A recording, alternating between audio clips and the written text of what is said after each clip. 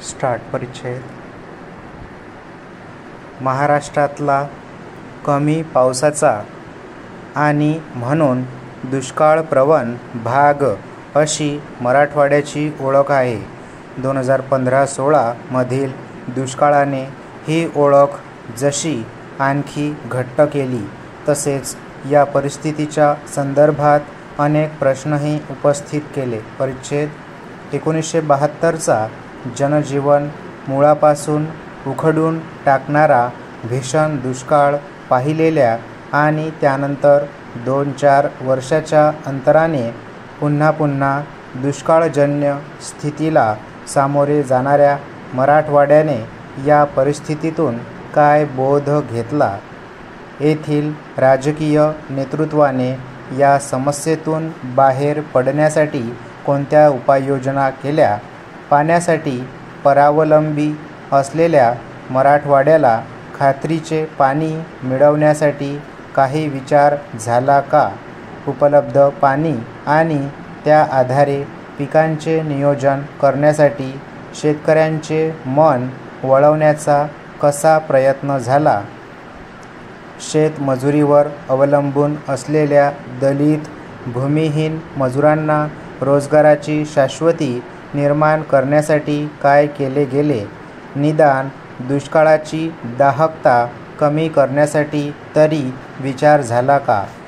समस्येच्या मुळाशी नेणारे हे आणि असे अनेक प्रश्न या दुष्काळाच्या निमित्ताने पुन्हा एकदा उपस्थित झाले आणि त्यांच्या ठोस उत्तरांच्या अभावी हा दुष्काळ निसर्गनिर्मित नसून मानवनिर्मित आहे की काय, हा आणखी एक प्रश्न समोर आला.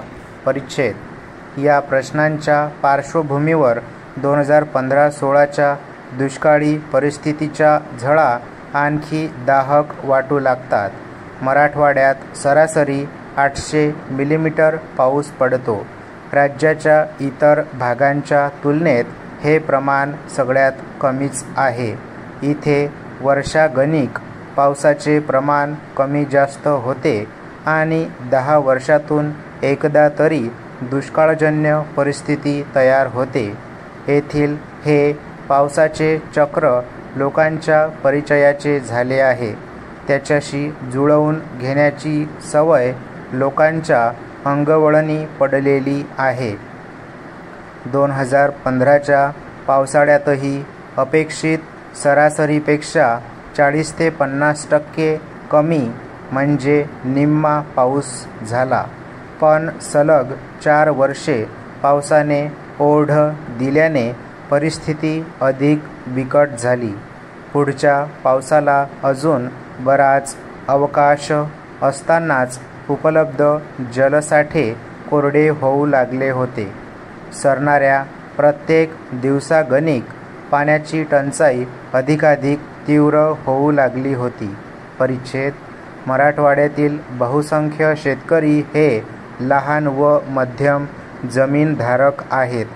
गेल्या काही वर्षात पीक पद्धतीत कमालीचे बदल झाले.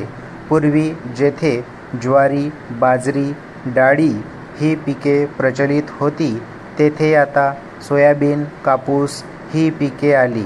काही भागात पाणी मुबलक आहे, तेथे ऊस घेतला जातो. आधीची पिके माणसांना आणि गुरांना जगवण्याच्या कामी येत होती. कमी पावसाच्या प्रदेशातील हलक्या जमिनीसाठी ही पिके अनुकूल आहेत. परंतु नगदी पिकांकडे ओढा वाढला आणि अन्नधान्याची गरज घरच्या शेती उत्पन्नातून भागेनासी झाली. जमीनही आणखी निकृष्ट होत गेली. स्टॉप.